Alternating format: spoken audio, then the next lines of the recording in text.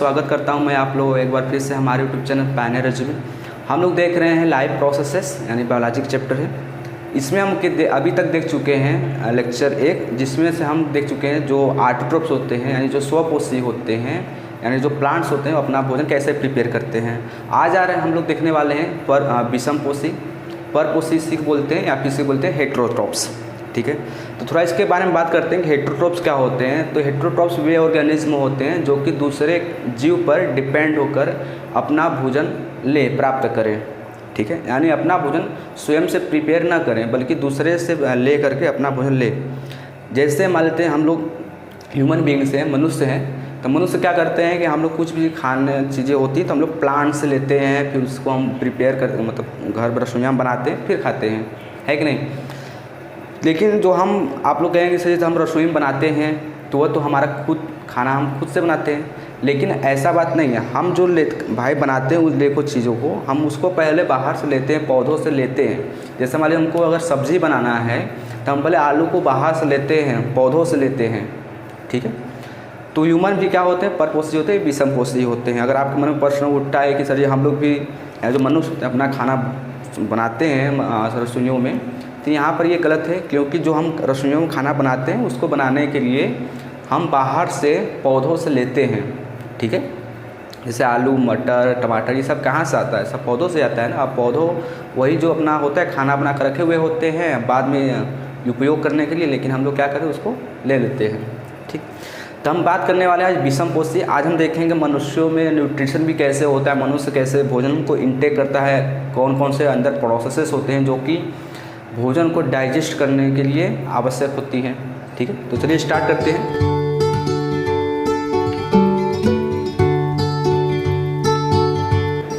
तो जो विषमपोषी होते हैं हम बताएंगे विषमपोषी वे जीव होते हैं, वे ऑर्गेनिज्म होते हैं जो अपना भोजन जो अपना फूड दूसरे से प्राप्त करे, दूसरे से ले। ठीक है, खुद से प्रिपेयर ना करें। अब जो विषमपोषी होता है उसको हम फिर फर्दर 3 कैटेगरी में बांट सकते हैं, परजीवी, मृतोपजीवी और होता है प्राणी समभोजी। ठीक है, अगर हम बात करें यार परजीवी का, तो परजीवी जैसा नाम से स्पष्ट हम लोग देख सकते हैं कि पर मतलब होता है दूसरे का, जीवी मतलब जो जीवित ऑर्गेनिज्म है, लिविंग ऑर्गेनिज्म है। तो परजीवी क्या होते हैं, वे ऑर्गेनिज्म जो किसी लिविंग ऑर्गेनिज्म से, वे ऑर्गेनिज्म जो किसी लिविंग ऑर्गेनिज्म से अपना फूड इंटेक करे, प्राप्त करे, उसको हम बोलते हैं परजीवी। ठीक है, यानी जो भी जैसे बॉडी जो भी ऑर्गेनिज्म दूसरे शरीर से ले रहा है वह शरीर लिविंग होना चाहिए, है ना। एग्जाम्पल के तौर पर बात करें तो इसका एग्जाम्पल हम लोग बता सकते हैं, जैसे जू हो गया, है ना, बाल में होता है, किलनी हो गया, ठीक, फिर फीता कृमि हो गया, फीता कृमि हो गया। तो ये सब जितने भी ऑर्गेनिज्म होते हैं, जितने भी जीव है, जू क्या है, बाल, किलनी, ये सब कहाँ पाए, बाल में पाए जाते हैं और ये खून चूसते हैं। तो जो खून चूसते हैं वो किसी लिविंग ऑर्गेनिज्म से चूसते हैं, ना कि किसी मरे ऑर्गेनिज्म से। तो परजीवी वे ऑर्गेनिज्म होते हैं जो किसी लिविंग बॉडी से अपना भोजन इंटेक करते हैं, लेते हैं, उसको बोलते हैं परजीवी, पैरासाइट बोलते हैं। अगर हम बात करें यार मृतोपजीवी का, तो मृतोपजीवी से भी हम इसको क्या करते हैं, शब्दों को हम खंडित करके भी बता सकते हैं। मृत मतलब होता है जो मरा हुआ, जीवी मतलब जीव से प्राप्त करे, यानी जो ऑर्गेनिज्म मरे हुए बॉडी से अपना भोजन इंटेक करे उसको बोलते हैं मृतोपजीवी। ठीक, जो भी ऑर्गेनिज्म या जो भी जीव किसी मरे हुए पदार्थ से, सड़े गले पदार्थ से अपना भोजन इंटेक करता है उसको हम क्या बोलते हैं, मृतोपजीवी बोलते हैं। इसका एग्जाम्पल हो जाएगा जैसे हम लोगों का मशरूम हो गया। ठीक है, क्या हो गया, मशरूम हो गया, और इसमें हम लोगों का जो बैक्टीरिया हो गया या जितने भी बायोडिग्रेडेबल जो करते हैं वह क्या आ जाएंगे, हमारे मृतोपजीवी आ जाएंगे। ये सब क्या करते हैं, जो सड़े गले पदार्थ हो उससे निकलते हैं। जैसे आप लोग कुकुरमुत्ता देखे होंगे आमतौर पर घरों में या घरों के बाहर, जहाँ मतलब कहीं कुछ चीज़ सड़ा हुआ होता है, फेंका रहता है, तो वहाँ से अपने आप वो निकल जाता है। तो ये क्या करते हैं, जो होता है जीव जो मर जाता है उससे क्या करते हैं, उसका अपघटन करते हैं, और जो उसमें से भोज्य पदार्थ होता है, जो उनको आवश्यक न्यूट्रिएंट होता है, उसको अवशोषित करते हैं अपने शरीर में। ठीक, अगर हम बात करें यार प्राणी समभोजी का, तो प्राणी समभोजी वे ऑर्गेनिज्म होते हैं जो भोजन को किसी ठोस अवस्था में ग्रहण करे, है ना। कैसे ग्रहण करेंगे? किसी सॉलिड स्टेट में, कोई सॉलिड स्टेट में जब भोजन ग्रहण करके उसका क्या करते हैं, डाइजेशन करते हैं, अंदर उसके क्या होता है, पाचन होता है, तो उसको हम बोलते हैं प्राणी समभोजी उस ऑर्गेनिज्म को ना। जैसे एग्जाम्पल तौर पर इसमें आ जाएंगे ह्यूमन बींग्स, है ना, मनुष्य जो होते हैं वो किस में आ जाएंगे, हमारे होलोजोइक यानी प्राणी समभोजी। और जितने भी जैसे गाय भैंस ये सब क्या करते हैं, पहले भोजन को ठोस अवस्था में ग्रहण करते हैं, फिर उसको माउथ में मैकेनिकल डाइजेशन, फिर उसको छोटे छोटे भागों में ब्रेक करते हैं, फिर अंदर जाता है, पेट के अंदर जाता है, फिर उसमें कई सारे एंजाइम होते हैं जो कि इसको छोटे छोटे भागों में ब्रेक कर लेते हैं। ठीक, तो प्राणी समभोजी वे ऑर्गेनिज्म होते हैं जो किसी ठोस पदार्थ को ग्रहण करके उसको छोटे छोटे भागों में ब्रेक करते हैं, जिसे हम पाचन बोलते हैं। तो जब ऐसे कोई ऑर्गेनिज्म करता है तो उस ऑर्गेनिज्म को बोलते हैं हम लोग प्राणी समभोजी होलोजोइक मोड ऑफ न्यूट्रिशन। आइए समझ। चलिए फिर यहाँ पर देख सकते हैं जो परजीवी है उसको हम दो कैटेगरी में बांटे हैं, एक होता है बाह्य परजीवी, एक होता है अंतः परजीवी। परजीवी मतलब जो कोई ऑर्गेनिज्म किसी जीवित बॉडी से अपना भोजन को ले। अब जो जीवित बॉडी है या जो लिविंग ऑर्गेनिज्म है से कोई ऑर्गेनिज्म ले रहा है ना, जैसे एग्जाम्पल के तौर पर मान लेते हैं ये कोई मनुष्य हो गया, है ना, यहाँ पर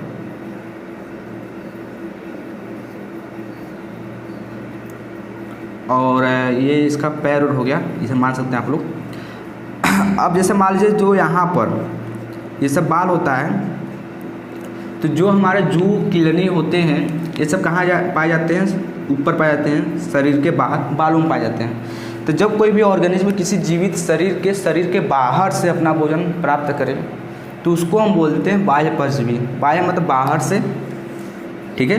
अब परजीवी मतलब जो दूसरे जीव लिविंग ऑर्गेनिज्म से भोजन प्राप्त करें।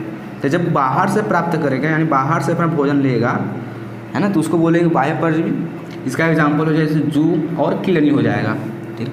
अंतः परजीवी क्या होगा, वे परजीवी जो कि अपना भोजन शरीर के अंदर से प्राप्त करे, है ना। एग्जाम्पल तौर पर जैसे जो हमारा फीता कृमि होता है, ये हमारा जो ये स्मॉल इंटेस्टाइन होता है उसके अंदर पाया जाता है ना, लंबे लंबे होते हैं मैगी के तरह। तो वो क्या पाया, शरीर के अंदर पाया जाता है। उससे जो होता है अंदर से ब्लड को इंटेक करता है, चूसता है, एब्जॉर्ब करता है, तो उससे अपना अंदर जो उसके बॉडी की प्रक्रियाएं होती हैं उसको चलाता है, ठीक। तो बाह्य परजीवी मतलब जब शरीर के कोई बाहर पाया जाएगा और उससे भोजन प्राप्त करें। अंतः परजीवी मतलब वे परजीवी जो शरीर के अंदर पाए जाते हैं, इनसाइड द बॉडी, उसको बोलते हैं हम लोग अंतः परजीवी। अब आगे हम क्या करेंगे कि आगे हम लोगों को बढ़ना है अमीबा में न्यूट्रिशन कैसा होता है, यानी जो अमीबा होता है वो अपना भोजन कैसे लेता है और जो मनुष्य होते हैं वो अपना भोजन कैसे लेता है, ठीक है। आपके जानकारी के लिए बता दें कि जो प्राणी समभोजी होते हैं यानी जो ये क्या करते हैं, जो अपना भोजन होता है वो किसके रूप में लेते हैं, सॉलिड स्टेट में लेते हैं, उसका डाइजेस्ट करते हैं।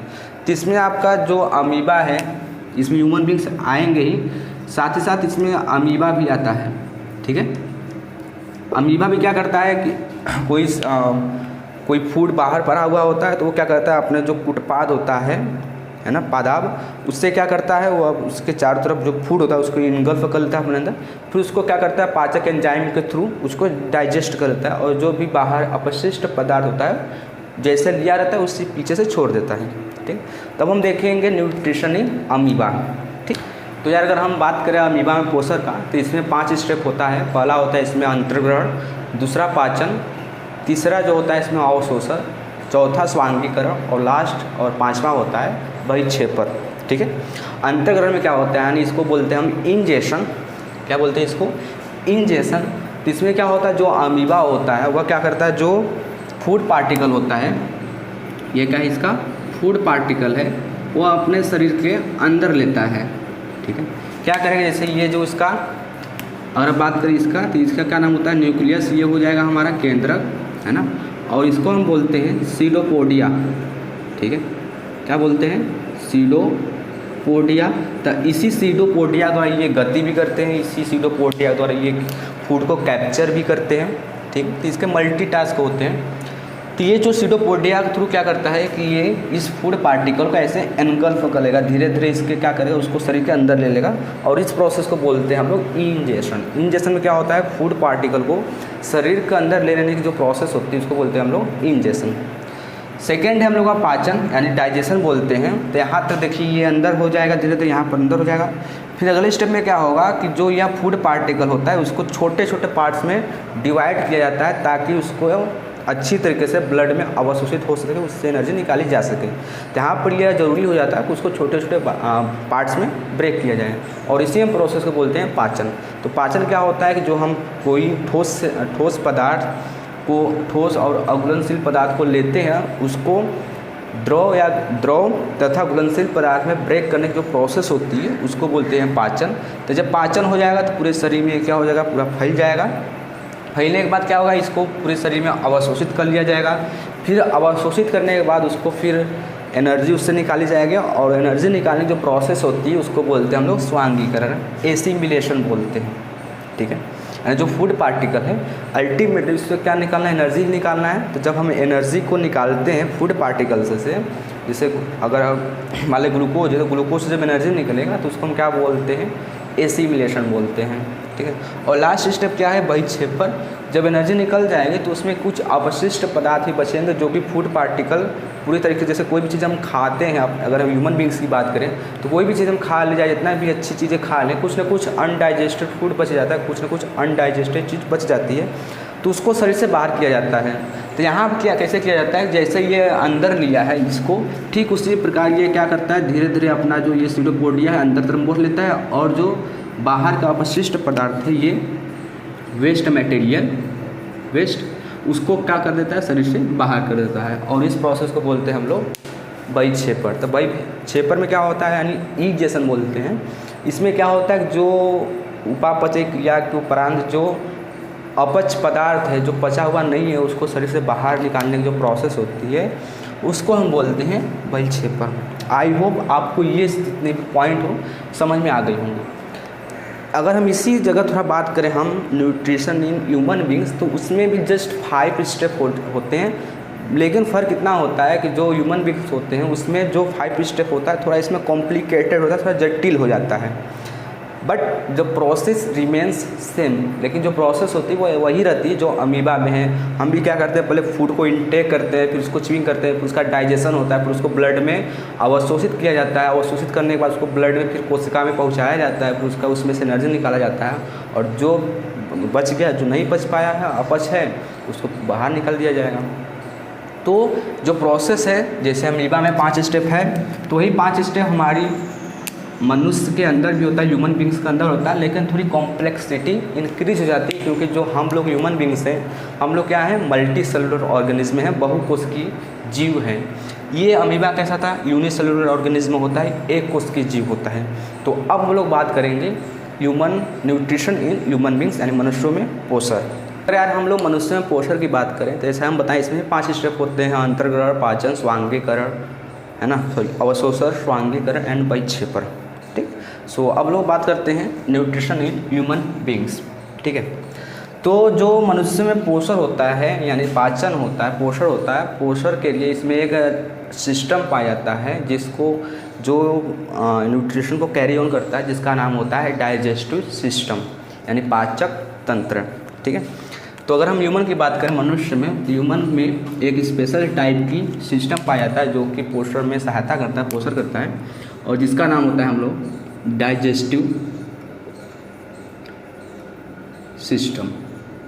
ठीक है, अब इस डाइजेस्टिव सिस्टम को अगर हम बात करें तो इस डाइजेस्टिव सिस्टम में 2 भाग में बांट सकते हैं। एक बांट सकते हैं आहार नाल, और दूसरा बांट सकते हैं हम लोग पाचक ग्रंथियाँ, यानी डाइजेस्टिव ग्लैंड। ठीक है, अभी समझ में आ जाएगा, स्टेप बाय स्टेप समझते हैं। तो हम क्या किए हैं कि डाइजेस्टिव सिस्टम को हम लोग 2 कैटेगरी में बांट सकते हैं। पॉइंट ऑफ, अगर हम समझने के पॉइंट ऑफ व्यू से बात करें, पहला होगा इसमें एलिमेंट्री कैनाल, आहार नाल बोलते हैं, और दूसरा होता है एसोसिएटेड डाइजेस्टिव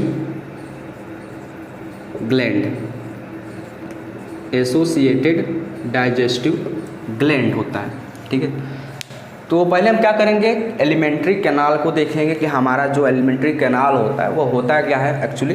तो अगर हम बात करें एलिमेंट्री कैनाल का, तो हमारा जो एलिमेंट्री कैनाल होता है वो माउथ से स्टार्ट होकर के एक लंबी ट्यूब होती है जो कहाँ तक जाती है, एनस तक, गुदा द्वार तक। और इस पूरे जो पाथवे होता है, जो पाथ होता है उसको हम बोलते हैं आहार नाल। ठीक है, तो अगर हम बात करें आहार नाल का यानी एलिमेंट्री कैनाल का, तो जो हमारा आहार नाल होता है यह माउथ से स्टार्ट होकर, मुख से स्टार्ट होकर कहाँ जाता है यार, एनस तक जाता है। ठीक है, और इसकी जो अगर लेंथ बात करें तो ये इसकी लेंथ होती है, अगर हम औसत मनुष्य में, वयस्क मनुष्य में बात करें तो इसकी जो लेंथ होती है 8 से 10 मीटर तक हो सकती है। ठीक है, तो हम पहले क्या करते हैं, आहार नाल को देखते हैं। तो आहार नाल क्या होता है, इससे पहले हम भोजन को माउथ में लेते हैं, कहाँ लेते हैं, माउथ में लेते हैं, मुख में। फिर माउथ से होते हुए जो ये भोजन होता है वो कहाँ पर जाता है, ओइसोफेगस में जाता है। ठीक है, ओइसोफेगस में जाता है। फिर इसके बाद जो ओइसोफेगस से हमारा जो भोजन होता है ये हमारा जाता है स्टमक में। ठीक है, स्टमक। फिर स्टमक से होते हुए हमारी जो भोजन होती है ये जाती है हमारी स्मॉल इंटेस्टाइन में। कहाँ पर जाती है, स्मॉल इंटेस्टाइन में। फिर स्मॉल इंटेस्टाइन से जाता है लार्ज इंटेस्टाइन में, लार्ज इंटेस्टाइन में। फिर लार्ज इंटेस्टाइन से यह जाता है रेक्टम में। ठीक है, जहाँ पर इकट्ठा होता है जो हमारे पीसेस होते हैं। फिर रेक्टम से हमारा एनस के थ्रू जो अनडाइजेस्टेड फूड रह जाता है उसको शरीर से बाहर कर दिया जाता है। तो ये हमारा पूरा आहार नाल होता है, माउथ से स्टार्ट होता है, कहाँ तक जाता है, एनस तक। और इसे जो होता है, जो पाथवे, जो रास्ता होता है, इसी को बोलते हैं आहार नाल। और इसकी जो लंबाई होती है, औसत की बात करें तो 8 से 10 मीटर तक हो सकती है। ठीक, तो हम पहले बात करते हैं माउथ में कैसे फूड का डाइजेशन होता है, मुख में क्या क्या चीज़ें होती हैं, फिर देखेंगे हम ओइसोफेगस में, देन आगे से कैरी ऑन करेंगे।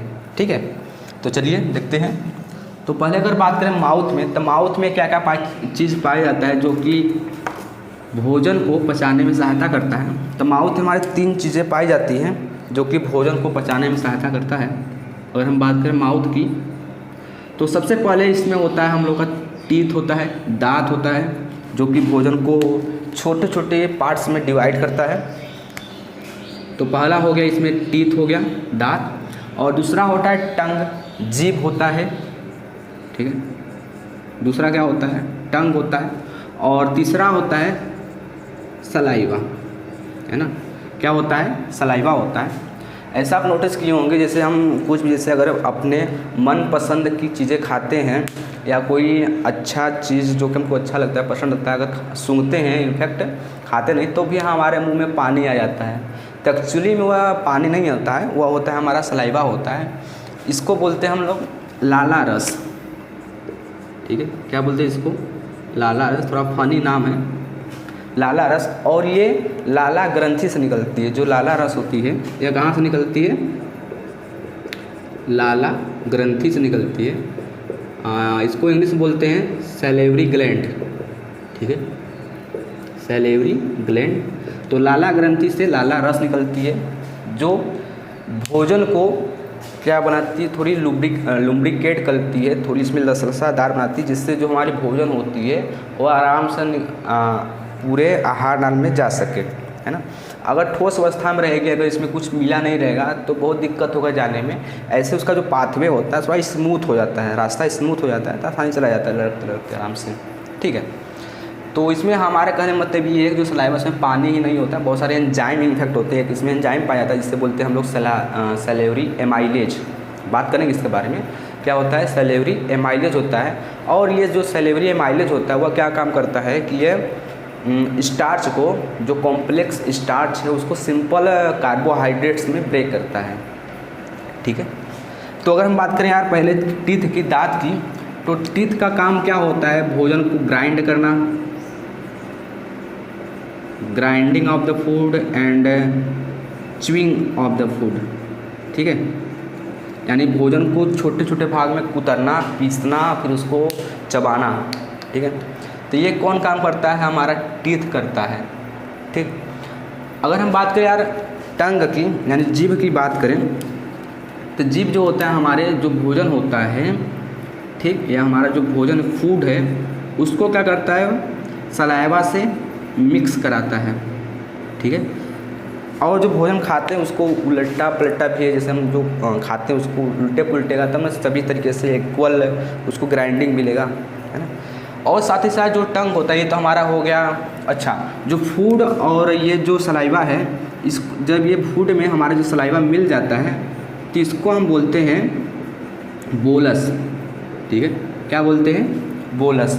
तो बोलस क्या होता है? जब फूड में हमारा जो सलाइवा मिल जाता है, लाला रस, उसको बोलते हैं हम बोलस बोलते हैं। ठीक, अगर हम और बात करें कि टंग का और क्या फंक्शन होता है, तो दूसरा होता है हमारा, जैसे पहला होता है हम लोग का ये सलाइवा को मिक्स करने में, दूसरा होता है बोलने में, स्पीच में।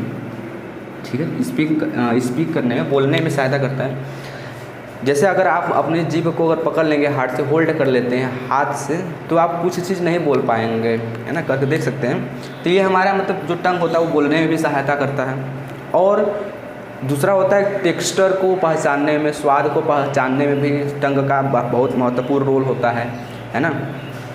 कौन चीज़ मतलब गर्म है, कौन चीज़ ठंडा है, हम खाते हैं तो ये चीज़ पता चलता है, टंग से पता चलता है। तो टंग हमारा जो होता है फूड को मिक्स भी करता है, साथ साथ स्पीच में बोलने में भी सहायता करता है। और अगला बताएं हम कि ये जो होता है टेक्सचर में भी सहायता करता है, मतलब स्वाद को पहचानने में सहायता करता है, कौन सा मीठा है, कौन सा कड़वा है, कौन सा तीखा है ना। और एक और इसका फंक्शन है, ये क्या करता है? ये फूड को अंदर निगलने में भी सहायता करता है। जैसे अगर जीभ आप पकड़ लेते हैं तो आप बिना जीभ को सहायता से आप फूड को अंदर नहीं ढकेल सकते। जब ऐसे करते हैं तो थोड़ा जीभ भी क्या करता है? उसको नीचे ढकेलता है फूड को। तो बिना जीभ के आप नीचे अंदर कुछ चीज़ नहीं जाएगा, ना इनफैक्ट ना पानी भी नहीं जा पाएगा। आई बस, तो फूड और पानी को अंदर जाने के लिए जीभ भी सहायता करता है। तो कहने में तो जीभ का काफ़ी ज़्यादा रोल है। ठीक, तो ये हमारा हो गया जीभ यानी टंग हो गया। अगर बात करें हम यार सलाइवा का, तो सलाइवा से बताए हैं एक इसमें से एंजाइम निकलता है जिसको बोलते हैं हम लोग सलाइवरी एमाइलेज। ठीक है, क्या बोलते हैं इसको? सलाइवरी एमाइलेज बोलते हैं। और किससे निकलता है? लाला रस से। और लाला रस निकलता है लाला ग्रंथि से, सलेवरी ग्लैंड से।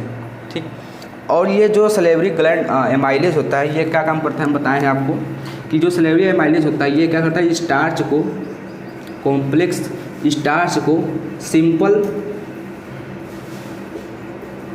कार्बोहाइड्रेट्स में, ठीक है, सिंपल कार्बोहाइड्रेट्स में ब्रेक करता है। ठीक है, कौन करता है? ये हमारा करता है सलेवरी एमाइलेज। ठीक, जिसकी वजह से जब हम कुछ चीज़ खाते हैं, जैसे मतलब हम अगर ड्राई अगर सूखी रोटी खाते हैं, जो ताज़ा रोटी होती है उसको अगर खाते हैं थोड़ा मीठा लगता है। तो मीठा इसलिए लगता है क्योंकि जो थोड़ा ये स्टार्च होता है थोड़ा ब्रेक हो जाता है सिंपल कार्बोहाइड्रेट। तो इसका स्वाद क्या होता है? कार्बोहाइड्रेट का नॉर्मली मीठा ही होता है, थोड़ा मीठा लगने लगता है। ठीक, तो ये होता है हमारे जितने भी प्रोसेस होते हैं सब माउथ में होता है। अब बात करते हैं हम लोग यार ओइसोफेगस में। तो ओइसोफेगस क्या होता है? एक सिर्फ ट्यूब होती है। और एक चीज़ याद रखना है कि ट्यूब में कोई भी पाचक ग्रंथियाँ नहीं पाई जाती। जो ओइसोफेगस होता है उसमें कोई भी पाचक ग्रंथियाँ नहीं पाई जाती। सिर्फ ये क्या करता है? भोजन को माउथ से ओइसोफेगस तक जाने देता है बस। और इसमें जैसे कि डाइजेशन होता है, जैसे जो सलाइवरी एमाइलेज मिल गया है स्टार्च के साथ तो धीरे धीरे कार्बोहाइड्रेट में टूटता जाता है। लेकिन ओइसोफेगस के पास कोई भी डाइजेस्टिव ग्लैंड नहीं होती है जो कि फूड को पचाए। आई बस, तो ये सिर्फ ये क्या होती है? एक ट्यूब होती है। अगर हम बात करें ओइसोफेगस की तो हम बताए हैं जो ओइसोफेगस होता है ये क्या होता है? सिर्फ एक ट्यूब होता है। ठीक है, क्या होता है? एक ट्यूब होता है जो कि भोजन को माउथ से स्टमक तक छोड़ता है। ठीक, डेट्स इट, इतना होता है ओइसोफेगस। अगर हम बात करें यार स्टमक की, आमाशय की, तो आमाशय जो होता है ये तीसरा पार्ट्स होता है एलिमेंट्री कैनाल का। तो जो अगर बात करें अगर हम स्टमक का, तो स्टमक जो होता है एक पाउच लाइक स्ट्रक्चर होता है, और इसमें क्या होता है कि इसमें जो भोजन होता है नॉर्मली 3 से 4 घंटे तक 3 to 4 आवर्स यहाँ पर रुकता है। और इसमें जो स्टमक होता है इसमें ग्लैंड पाई जाती है जिससे बोलते हैं हम लोग जठर ग्रंथि, और इसको बोलते हैं इंग्लिश में गैस्ट्रिक ग्लैंड। ठीक है, गैस्ट्रिक ग्लैंड बोलते हैं। और इस गैस्ट्रिक ग्लैंड से इसमें से 3 जूस निकलते हैं, 3 एंजाइम निकलते हैं। पहला होता है इसमें सबसे पहले HCl होता है, दूसरा होता है इसमें पेप्सिन होता है, ठीक है, और तीसरा होता है इसमें म्यूकस। ठीक है, क्या होता है इसमें? तीसरा म्यूकस होता है। तो ये जितने भी HCl, पेप्सिन, म्यूकस हो गया, ये कहाँ से निकलता है? गैस्ट्रिक ग्लैंड से निकलता है। और गैस्ट्रिक ग्लैंड कहाँ पर पाया जाता है? स्टमक में पाया जाता है। ठीक है, स्टमक का जो भीतरी दीवार होती है, वाल होती है, उसमें पाया जाता है। जैसे अगर बात करें स्टमक की, तो स्टमक की जो स्ट्रक्चर होती है कुछ इस प्रकार से हमको देखने को मिलती है। ठीक, यहाँ पर इस प्रकार से। तो इसकी जो इनर वाल होती है, आंतरिक वाल होती है यहाँ पर, तो यहाँ पर जठर ग्रंथि यानी गैस्ट्रिक ग्लैंड लोकेटेड होती है, सिचुएटेड होती है। और जब भोजन आता है तो इसको थोड़ा सेंसेशन होता है, थोड़ा महसूस होता है, तो इसमें से HCl, पेप्सिन और म्यूकस निकलने लगता है। ये नहीं जैसे जो हमेशा नहीं है कि जब भोजन नहीं आ रहा है तो भी इसमें से ये पूरा लबालब भरे रहे, ऐसा नहीं होता है। ठीक है, जब फूड है ऊपर से आएगा माउथ के थ्रू, ओसोफेगस के थ्रू, तब इसमें इसको थोड़ा सेंसेशन होता है, महसूस होता है कि भोजन आ रहा है, तो इसमें से HCl, पेप्सिन, म्यूकस निकलने लगता है। अब बात करें कि इसका फंक्शन क्या होता है, इसका रोल क्या होता है। तो अगर हम बात करें सबसे पहले HCl का, तो HCl का काम क्या होता है? HCl जो भोजन होता है, भोजन को ये एसिडिक बना देता है। ठीक है, अगर हम बात करें HCl का, तो HCl का काम करता है कि यह भोजन को अम्लीय बना देता है। ठीक है, यह भोजन को अम्लीय बनाता है। अब बनाने से क्या फ़ायदा होगा? इसको बनाने से ये फ़ायदा होगा क्योंकि जो है यहाँ पर हमारा पेप्सिन होता है, ये पेप्सिन पाचन करता है प्रोटीन का। तो ये जो पेप्सिन होता है ये एक एंजाइम होता है, तो इसको एंजाइम हम जानते हैं। अच्छा, एंजाइम क्या होते हैं? एंजाइम एक अगर बात करें थोड़ा सा अलग से, तो एंजाइम एक बायोकैटालिस्ट होते हैं। ठीक है, एंजाइम क्या होते हैं? एक हमारे बायो कैटलिस्ट होते हैं, इसको बोलते हैं हिंदी में जैव उत्प्रेरक होते हैं, जो कि क्या काम करते हैं? भोजन को पचाने में बहुत ज़्यादा रोल अदा करते हैं। आप ऐसे समझ सकते हैं कि अगर हम पूरे शरीर से एंजाइम को निकाल दें, अगर एक्सट्रैक्ट कर दें, तो एक सिंगल जो ब्रेड हो रहा है उसको डाइजेस्ट होने में अप्रोक्सीमेटली 16 ईयर्स लग जाएगा, है ना। 16 साल लग जाएंगे एक ब्रेड को पचाने में, सिंपल एक ब्रेड को। तो ये होती है इम्पोर्टेंस हमारी एंजाइम की। ठीक है, ऐसा कोई मैकेनिज्म नहीं होता है, यहाँ पे कोई शायद उपकरण नहीं होता जिससे हम एंजाइम निकाल दें। ये एक हाइपोथेटिकल है, मतलब ये सब माना गया है वैज्ञानिकों द्वारा कि अगर हम एक पूरे एंजाइम को शरीर से अगर बाहर निकाल दें, पूरे ग्रंथि को, तो एक सिंगल ब्रेड को पचाने में, डाइजेस्ट करने में 16 साल लग जाएंगे। तो हम बताएं एंजाइम क्या होता है। एंजाइम में क्या होता है? बायो कैटालिस्ट होते हैं। कैटालिस्ट आप लोग अगर केमिस्ट्री में पढ़ेंगे, आप पढ़ लिए होंगे तो आपको पता होगा कि जो कैटालिस्ट होते हैं ये क्या होते हैं? ये एक ऐसा रासायनिक पदार्थ होता है जो रासायनिक अभिक्रिया के दर को घटा भी सकता है और बढ़ा भी सकता है, लेकिन उसमें पार्टिसिपेट नहीं करता है। अब बायो मतलब होता है लिविंग थिंग्स में पाया जाता है, इसलिए इसको बोलते हैं बायो कैटालिस्ट। तो एक क्या काम करता है बायो कैटालिस्ट की? है जो हमारी मेटाबॉलिज्म होती है, मेटाबॉलिज्म होती है, जो हमारी उपापचय क्रिया होती है, उसको क्या करता है? स्पीडअप कर देती है। ठीक है, स्पीडअप मतलब उसको इंक्रीज कर देती है, रेट ऑफ रिएक्शन को, इसको मेटाबॉलिज्म की। अब मेटाबॉलिज्म में क्या होता है? इसको बोलते हैं उपापचय। तो मेटाबॉलिज्म में क्या होता है कि हमारा जो शरीर होता है इसमें कई सारे रिएक्शन होते रहते हैं। कुछ चीज़ बनता है छोटे छोटे चीज़ों से मिलकर के, और कुछ चीज़ बड़े चीज़ से छोटे छोटे में टूटता है। फॉर एग्जांपल से हम बात करें, हमारा जो डाइजेशन होता है, डाइजेशन में क्या होता है? जो बड़े पार्टिकल होते हैं उसको छोटे छोटे भागों में ब्रेक किया जाता है, इसे बोलते हैं डाइजेशन। तो इसमें क्या कहते हैं? बहुत सारे एंजाइम होते हैं जो इसको ब्रेक करते हैं, और बहुत सारे ऐसे रिएक्शन हमारे शरीर में होते रहते हैं जो कि छोटे छोटे चीज़ों से मिलकर कोई बड़ा चीज़ बन रहा होता है। तो मतलब हमारे शरीर के अंदर केमिकल रिएक्शन का है, केमिकल कंपाउंड का टूटना और केमिकल कंपाउंड का बनना, दोनों प्रोसेस एक साथ साइमल्टेनियसली होती रहती है और उसको हम सामूहिक रूप से बोलते हैं मेटाबॉलिज्म। ठीक है। और जो ये मेटाबॉलिज्म होता है इसको हम दो भागों में बांट सकते हैं, एक होता है केटाबॉलिज्म, ठीक है, एक होता है हम लोग केटाबॉलिज्म और एक होता है एनाबॉलिज्म। केटाबॉलिज्म में क्या होता है कि जब कोई भी एक बड़ी वस्तु या बड़ी कोई कंपाउंड छोटे छोटे भागों में टूटता है तो उसको बोलते हैं केटाबॉलिज्म। एनाबॉलिज्म में क्या होता है कि जब कोई छोटा छोटा चीज़ ऐसे मिल करके कोई बड़ा चीज़ बनाता है तो उसको बोलते हैं एनाबॉलिज्म। केटाबॉलिज्म होता है कि इसका उल्टा होता है, कोई बड़ा चीज़ छोटे छोटे वस्तु में या छोटे छोटे पदार्थ में टूट जाएगा। तो अगर बात करें डाइजेशन का, तो डाइजेशन कौन सा प्रोसेस है, केटाबॉलिज्म की एनाबॉलिज्म। तो ये है हमारा केटाबॉलिज्म, क्योंकि जो हम भोजन खाते हैं वो ठोस अवस्था में रहता है तो उसको छोटे छोटे भागों में ब्रेक करना रहता है, तो किसके अंतर्गत आएगा, केटाबॉलिज्म। तो हम बता सकते हैं कि डाइजेशन इज ए केटाबॉलिज्म प्रोसेस। ठीक है, चलिए आगे चलते हैं। तो हम लोग बात कर रहे थे गैस्ट्रिक ग्लैंड की, तो इसमें से 3 एंजाइम निकलते हैं। पहला है HCl, तो ये भोजन के माध्यम को अम्लीय बनाता है। क्यों अम्लीय बनाता है, क्योंकि यहाँ जो पेप्सिन होता है ये अम्लीय माध्यम में ही काम करता है। अगर अम्लीय माध्यम न मिले तो ये प्रोटीन का पाचन नहीं करेगा। तो पहला काम हो गया कि भोजन को अम्लीय बनाए, क्योंकि जो पेप्सिन है उसको काम करने के लिए, उसको सूटेबल एनवायरनमेंट प्रदान करने के लिए, देने के लिए। HCl का एक दूसरा भी काम होता है कि जो HCl होता है ये जो होता है जो हमारे अगर शरीर के अंदर अनफॉर्चुनेटली अगर शरीर के बाहर से कोई बैक्टीरिया या फिर वायरस आ गया तो उसको ये जो होता है HCl उसको ख़त्म कर देता है। चूँकि जो HCl है अम्ल है तो इसका pH मान बहुत ही कम होता है, 1 या 2 के अप्रोक्सीमेटली होता है। तो ये अंदर से बाहर से कोई चीज़ आ गया जैसे बैक्टीरिया या फिर वायरस, तो उसको क्या करता है, ख़त्म कर देता है, मार देता है। ठीक है, तो ये हमारा होता है भोजन को अम्लीय बनाता है और पेप्सिन को कार्य करने में सहायता करता है, और बाहर से बैक्टीरिया और वायरस आता है तो उसको ख़त्म कर देता है। यह फंक्शन होता है इसका HCl का।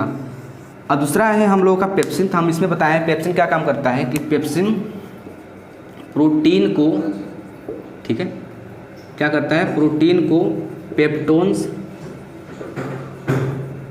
प्लस पॉलीपेप्टाइड में ब्रेक कर देता है। ठीक है, पॉलीपेप्टाइड में ब्रेक करता है। कौन करता है, ये हमारा प्रोटीन काम करता है ना। प्रोटीन का क्या करता है कि ये पेप्टोन्स और पॉलीपेप्टाइड में ब्रेक कर देता है। अब अगला है हम लोगों का म्यूकस। तो म्यूकस का काम करता है कि म्यूकस जो हमारा आहार नाल का आंतरिक दीवार होती है, इनर मेम्ब्रेन होती है या इनर वॉल होती है, उसको बचाए रखती है किससे, HCl से। ठीक है, अब HCl ये बहुत ही अम्लीय एसिडिक है, तो अगर हमारे डायरेक्ट ऑर्गन के संपर्क में आ गया, अंग के संपर्क में, जैसे आमाशय या कोई भी चीज़, तो उसको ये ख़त्म कर सकता है। तो उसको प्रोटेक्ट करने के लिए हमारा म्यूकस का काम करता है कि ये जो पूरे आहार नाल की जो दीवार होती है उसको प्रोटेक्ट किए रहती है। ठीक है, और एक दूसरा भी काम होता है कि जो म्यूकस होता है, म्यूकस जो होता है भोजन थोड़ा लसादार बना देता है, जिससे जो फूड पार्टिकल है वो आराम से पूरे आहार नाल में आराम से चला जाए। ठीक, तो ये हमारा काम होता है ये म्यूकस का। अब आगे हम चलते हैं यार स्मॉल इंटेस्टाइन में। तो स्मॉल इंटेस्टाइन ये सबसे अच्छा स्थल माना जाता है, अच्छा जगह माना जाता है भोजन को पचाने का। सबसे लास्ट जगह यही है, यानी अंतिम जगह जहाँ पर भोजन का पूरी तरीके से पाचन हुआ है। अभी तक जितना भी पाचन हुआ है माउथ में, स्टमक में, यहाँ पर जो भोजन का पाचन हुआ, डाइजेशन हुआ है, वह पार्शियली हुआ है, आंशिक रूप से हुआ है। पूरी तरीके से पाचन कहाँ पर होता है, हमारा स्मॉल इंटेस्टाइन में होता है। ठीक है, और स्मॉल इंटेस्टाइन में हमारे 2 ग्रंथियों से एंजाइम आकर इसमें मिलते हैं। पहला होता है लीवर, ठीक है, और दूसरा होता है पैनक्रियाज। ठीक है, तो लीवर और पैनक्रियाज से जो एंजाइम बनता है वह कहाँ पाता है, हमारा स्मॉल इंटेस्टाइन में होता है। अब बात करें वो कौन कौन सा एंजाइम होता है जो कि स्मॉल इंटेस्टाइन में आता है, तो पहला होता है यहाँ पर बाइल जूस, इसको बोलते हैं पित्त रस। ठीक है, तो जो पित्त रस होता है कहाँ से निकलता है, लीवर से निकलता है। और जो पैनक्रियाज होता है, पैनक्रियाज से भी एंजाइम निकलता है, जिसको बोलते हैं हम लोग पैनक्रियाटिक जूस। ठीक है, पैनक्रियाटिक जूस निकलता है। अब इस पैनक्रियाटिक जूस में 2 प्रकार के एंजाइम होते हैं मुख्यली। पहला होता है ट्रिप्सिन, ठीक है, पहला होता है हम लोग का ट्रिप्सिन, और दूसरा होता है पैनक्रियाटिक लाइपेज, ठीक है, पैनक्रियाटिक लाइपेज। तो लीवर से निकलता है बाइल जूस जो कि स्मॉल इंटेस्टाइन में आता है, पैनक्रियास से निकलता है ट्रिप्सिन और पैनक्रियाटिक लाइपेज जो कि ये भी स्मॉल इंटेस्टाइन में आता है। अब बात करें इसका फंक्शन क्या होता है बाइल जूस का, तो पहला फंक्शन ये होता है बाइल जूस का कि जो ये भोजन ऊपर से आया हुआ होता है, अभी स्टमक में था तो इसका नेचर कैसा था, प्रकृति कैसा था, एसिडिक मीडियम में था। तो पहला काम ये है जो बाइल जूस होता है यह एसिडिक मीडियम ऑफ फूड को किस में कन्वर्ट कर देता है, बेसिक मीडियम में, ठीक है, बेसिक मीडियम ऑफ फूड। तो जो बाइल जूस होता है वह अम्लीय माध्यम को किस में चेंज करता है, क्षारीय माध्यम में। अब बात करें ऐसा क्यों किया या फिर ऐसा नहीं होगा तो क्या होगा। ऐसा अगर नहीं होगा तो यहाँ पर जो एंजाइम है जो कि निकल रहा है पैनक्रियाज से, जैसे ट्रिप्सिन और लाइपेज, यह फंक्शन या फिर यह सब क्रिया नहीं कर पाएंगे, आई बस समझ, या फिर ये सब जो होते हैं इस पर भोजन को अच्छी तरीके से डाइजेस्ट नहीं कर पाएंगे। तो इसको डाइजेस्ट करने के लिए या इसको एंजाइम वर्क करने के लिए बाइल जूस एसिडिक मीडियम को फूड के बेसिक मीडियम में कन्वर्ट कर सकता है, ठीक है। दूसरा होता है फंक्शन इसका कि जैसे जो हमारा जो फैट होता है, जब हमारा जो फैट होता है वह कहाँ पर, जब स्मॉल इंटेस्टाइन में आता है तो उसकी बड़ी गोलिका होती है, यानी बहुत बड़ा होता है, बड़ी गोलिका होती है। तो ये जो बाइल जूस होता है उसको क्या करता है, छोटे छोटे भागों में तोड़ देता है, यानी छोटी गोलिका में ब्रेक कर देता है, ठीक है। समझ लीजिए बड़ा है यहाँ पर ऐसे फैट, इसको क्या करेगा ये बाइल जूस छोटे छोटे भागों में ब्रेक कर देगा। ऐसा ब्रेक करने से ये होगा कि जो एंजाइम इस पर काम करेगा उसको काम करने के लिए अधिक सरफेस एरिया मिल जाएगा।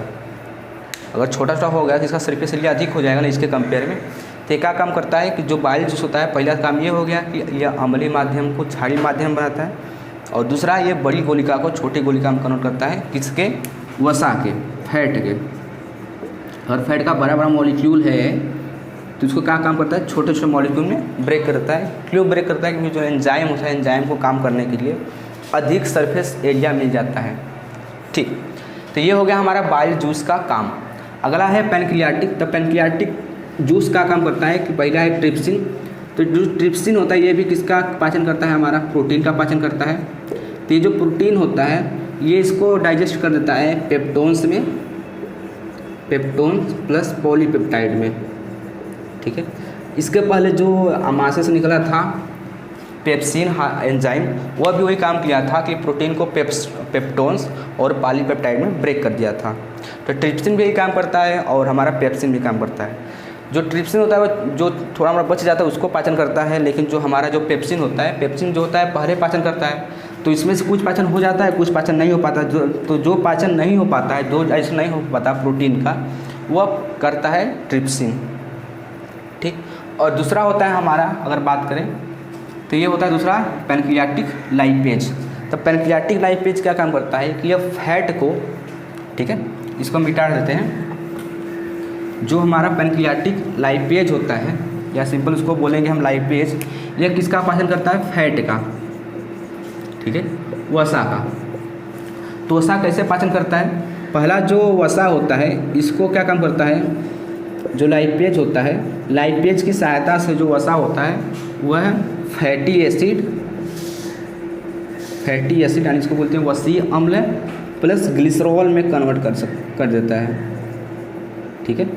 फैटी एसिड प्लस ग्लिसरॉल में कन्वर्ट करता है, कौन करता है, लाइपेज। तो अगर हम बात करें कि किसका पाचन कहाँ पर होता है, तो पहला स्टार्च का पाचन मुख में होता है, और दूसरा अगर बात करें हम स्टमक का, तो स्टमक में प्रोटीन का पाचन होता है, और फिर सिर्फ प्रोटीन का पाचन होता है वहाँ पर।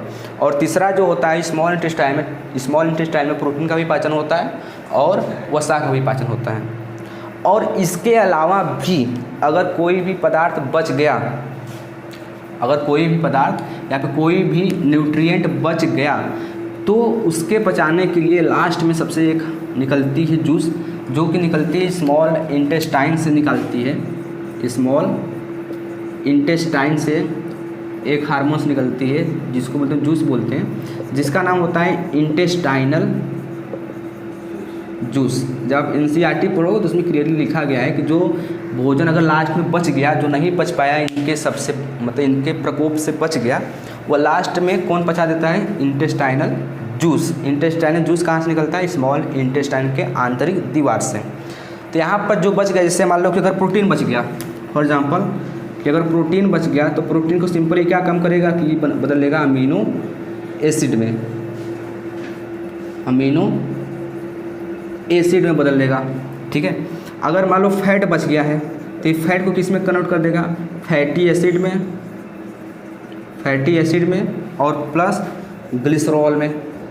ठीक है। आप इसको याद रखिएगा कि जब भी फैट को ब्रेक किया जाता है तो हमेशा फैटी एसिड में और ग्लिसरॉल में टूटता है।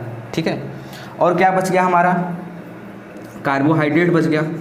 अगर कार्बोहाइड्रेट का भी पाचन पूरी तरीके से नहीं हुआ है ऊपर, तो क्या करेंगे काम होगा कि कार्बोहाइड्रेट को सिंपल ये ग्लूकोज में ब्रेक कर देता है या शर्करा में ब्रेक कर देता है, ग्लूकोज में।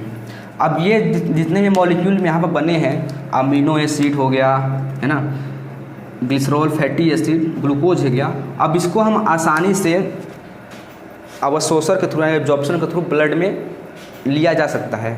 अभी उसके ऊपर क्या था कि जो मॉलिक्यूल था, जिससे मान लीजिए अगर हम फैट ले लें, कार्बोहाइड्रेट थे, तो ये इतने बड़े मॉलिक्यूल थे कि इसको ब्लड में नहीं अवशोषित किया जा सकता था।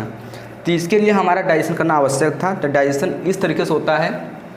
एक बार इसको अगर नहीं समझ में आया है तो एक बार इसको वीडियो को थोड़ा बीच बीच में पॉज करके थोड़ा सोचिए, और अगर नहीं समझ में आ रहा है तो उसको फिर से पीछे देखिए। ठीक है। क्योंकि थोड़ा लेंदी चैप्टर है, उसको थोड़ा ध्यान से देखना होगा कि इसका पाचन कहाँ पर होता है, तो भी समझ में आएगा। ठीक।